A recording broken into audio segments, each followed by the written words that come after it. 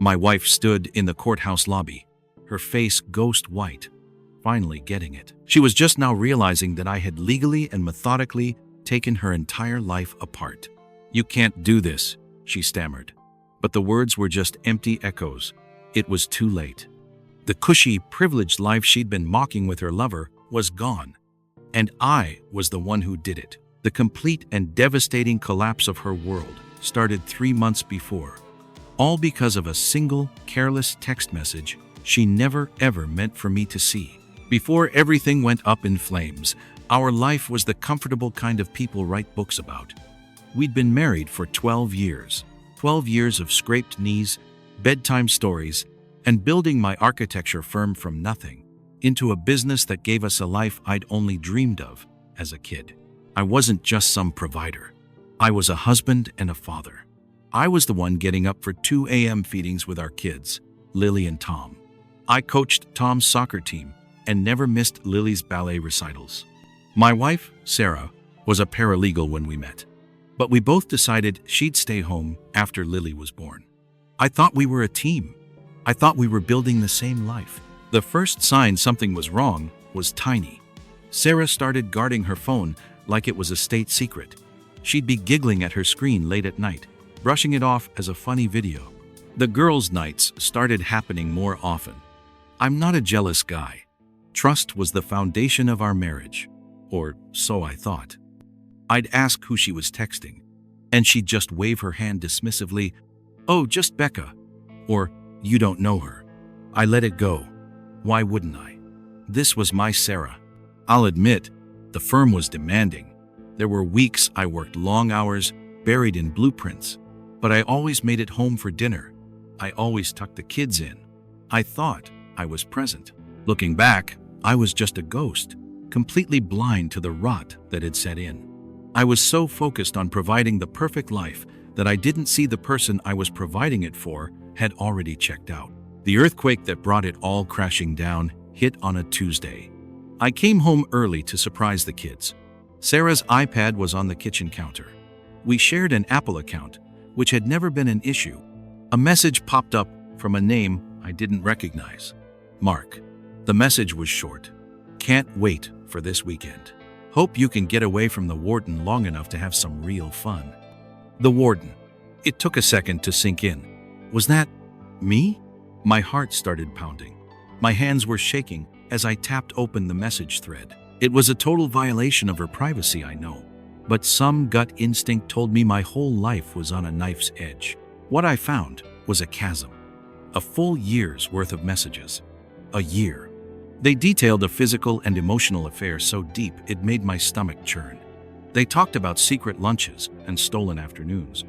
But it was how they talked about me that broke me. He'd ask what she was doing. "Just playing happy families with Mr. Perfect," she'd write back. "He's in the other room drawing up another boring building. God, he's so predictable." They had nicknames for me. The Money Machine, the Warden, Captain Oblivious. Every sacrifice I'd made, every long hour I'd worked, was just a running joke for them. They mocked our family photos. They laughed about me crying at Lily's school play. They made fun of how I made coffee. My entire life as a husband and a father was just entertainment for them. I read about their plans for a weekend getaway to a spa resort, the same one I took Sarah to for our 10th anniversary. She told me she was going with her friend Becca. A lie. It was all a lie. I just sat there in the silent kitchen for what felt like hours. I felt this coldness spread through me. It was the cold, hard clarity of total betrayal. The love I had for her didn't just die. It was murdered. My first impulse was pure, white-hot rage. I wanted to smash things, to confront her and watch her face crumble. But then, another feeling took over. Something colder, sharper. It was the architect in me, the planner. She had torn down our life for a cheap thrill. I decided right then I wouldn't just walk away from the rubble. I would rebuild. But first, I was going to make sure she understood the true cost of her actions. This wasn't about revenge. It was about justice. And it would be cold, patient, and methodical. She thought I was Captain Oblivious. She was about to meet the architect of her downfall. The next few days were hell. I had to live a lie, just like she had for a year. I had to smile and ask about her day, all while her mocking words, "the warden," echoed in my head. Every kiss felt like poison, but my rage became my fuel. I channeled all of it into one single goal, a flawless plan. The next morning, I booked an appointment with the best family law attorney in the city, Eleanor Vance. She had a reputation for being razor sharp. I sat in her office and laid out the whole story, showing her the hundreds of photos I'd taken of the incriminating messages. I didn't yell or cry. I was chillingly calm. Eleanor listened, then leaned back. "Look, in a no-fault state," she said, "infidelity alone doesn't guarantee you a win on the financials. The court cares about an equitable split and the kid's best interests." My heart sank. "So she just gets away with it?" "I didn't say that," Eleanor said, with a slight smile. "There are always consequences. These texts aren't just about an affair. They're about her character and judgment. A woman who abandons her family for a weekend tryst and actively mocks her husband, the very man providing the stability her children rely on, can be painted as having a profound lack of judgment. That's an argument a judge will listen to when deciding what's in the best interests of the children. You," she said, tapping my file, "are the picture of stability.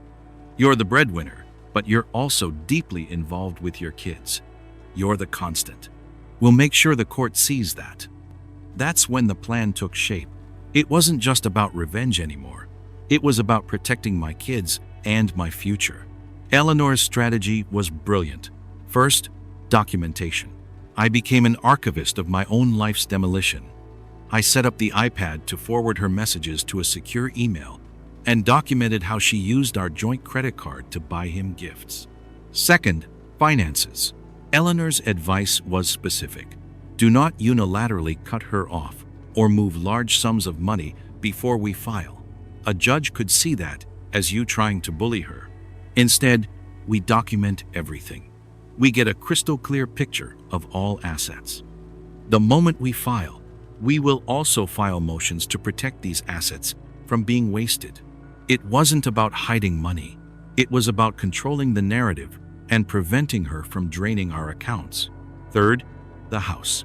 This was my biggest worry. I had bought it with my own money before I even met Sarah, but we'd used marital funds for the mortgage and renovations. Eleanor explained, "She has a claim to a share of the equity gained during the marriage, but your significant premarital contribution gives you a very strong claim. We will argue forcefully for you to retain the house by buying out her marital share." I couldn't bear the thought of leaving the home I designed, where my kids grew up, and finally, the kids. This was the part that tore me up. Eleanor said we would file for temporary primary physical custody from day one. We'd argue that I was the stable parent, and that Sarah's recent choices were a risk to the children's well-being. The goal was to keep the kids in their home and their school, with their routine intact. I was the only one who could guarantee that. For 2 weeks, I played the part of the devoted, oblivious husband. It was the performance of a lifetime, fueled by a cold, burning rage. I helped her pack for her spa weekend with Becca. I even told her, "You deserve it," looking right into her eyes, not a flicker of guilt. She hugged me goodbye, a Judas kiss that sent a shiver down my spine. Friday morning she left. I watched her car turn the corner, and the act was over. I took a deep breath and called Eleanor. "She's gone." "I'll file the petition immediately," Eleanor said. "We're filing a motion for an emergency hearing, seeking temporary orders for exclusive use of the marital home and primary custody of the children. Given that she has, for all intents and purposes, abandoned the children for a weekend with her lover, we have a strong argument for why these orders are needed immediately. To ensure the children's stability, the server is on standby." The plan was in motion. That afternoon, I had a locksmith change every lock on every door. It felt both liberating and awful. I had to explain to my confused kids that mommy needed some space for a while. Their tears were a fresh stab of pain, a direct result of her selfishness. The hardest part was waiting. I had to let her enjoy her fantasy weekend, completely unaware that her real life was being legally dismantled, lock, by the very man she was mocking. Captain Oblivious was about to drop the anchor. Sunday afternoon, my phone rang. It was Sarah, her voice light and breezy. "Hey, we're just packing up now. Should be home around 7. Did you guys miss me?" The sheer audacity of it sent ice through my veins. "Actually, Sarah," I said, my voice eerily calm, "don't come home." A pause. "What? What are you talking about?" "Your key won't work," I said. "The locks have been changed." The silence on the other end was heavy. I could hear her sharp intake of breath. "What is this? What's going on?" "The joke is over, Sarah," I said flatly. "I know everything. I know about Mark. I know you're at the spa we went to for our anniversary." A choked sound came through the phone. Not denial. The sound of being caught. "How?" "You were sloppy," I said. "The warden. Captain Oblivious. The money machine." It was all very enlightening. "You had no right," she shrieked. "And you had no right to destroy our family," I shot back. "A petition for divorce was filed on Friday. My lawyer is seeking a court order that grants me temporary exclusive use of our house.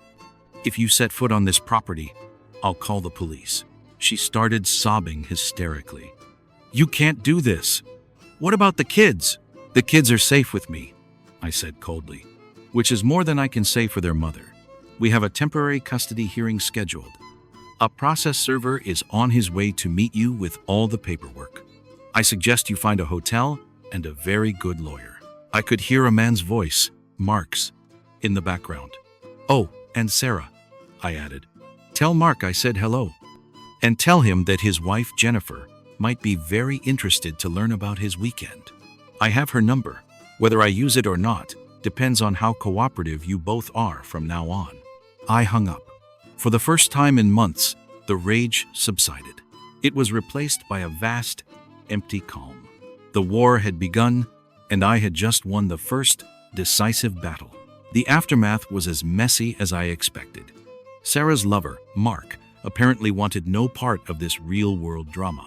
According to a tearful voicemail from Sarah, he panicked about his own wife finding out and left her crying in the spa parking lot. So much for their great romance. A process server met a hysterical Sarah at a gas station and handed her the divorce papers. The reality of her situation finally hit her. She was locked out of her home, her finances were about to be scrutinized, and her role as a mother was in question. Her lawyer immediately filed a counter motion, painting me as a controlling, vindictive monster. But Eleanor was ready. At the temporary orders hearing, she didn't focus on the affair itself, but on the pattern of deception. "Your Honor," she argued, "this is about judgment. We have evidence of the respondent engaging in a year-long campaign of deception and expressing deep contempt for the family stability that benefits her children. The father is the stable parent. The children's well-being requires that they remain with him in the family home for now." When Sarah's lawyer claimed I'd illegally locked her out, Eleanor calmly pointed out that we were acting on a motion filed with the court after Sarah had abandoned the home. When he argued I'd cut her off financially, Eleanor showed bank statements proving I had continued to pay all the marital bills. The judge, a no-nonsense woman, read a few of the text messages, her expression hardening. The temporary order was granted. I would have primary physical custody of Lily and Tom for the time being. Sarah got a standard visitation schedule. The life she had mocked and taken for granted was stripped away. The divorce itself dragged on for nearly a year. Her legal team tried to paint me as an abusive workaholic, but the school records, my work calendar, and photos of me at every school event told a different story. Her lies just crumbled. In the financial settlement, the judge sided heavily with our arguments about the house and my business. I had to buy out her share of the marital equity in the home, but it was far less than she'd demanded. The final insult for her was child support. Based on the custody arrangement and her earning potential as a paralegal, the state calculator determined that she owed me child support each month. The money machine was now getting a check from her. The day the divorce was final, I didn't feel like celebrating. I just felt quiet. I picked the kids up from school, and as I watched them play in the park, I felt a sense of peace for the first time in over a year. It's been 2 years now. Life is better. My relationship with my kids is stronger than ever. The three of us are a team. I've started dating again, cautiously. I'm rediscovering the man I was before I became the warden. Sarah's life is a different story. She burned through her settlement money in less than 2 years and lives in a small apartment. Her relationship with the kids is strained. They love her, but they see her inconsistency and self-absorption. The ultimate revenge wasn't the court case. It wasn't winning the house or custody. The ultimate revenge is this: I'm happy. I'm thriving. My children are safe, loved, and secure. I built a new, better, more honest life from the ashes of the old one. And Sarah? She has to live every day knowing she had all of this. She had the loving husband, the beautiful kids, the comfortable life she so casually threw away for a cheap thrill with a man who abandoned her in a parking lot. She has to see me thriving and know that she is the sole architect of her own misery. That right there is the coldest revenge of all.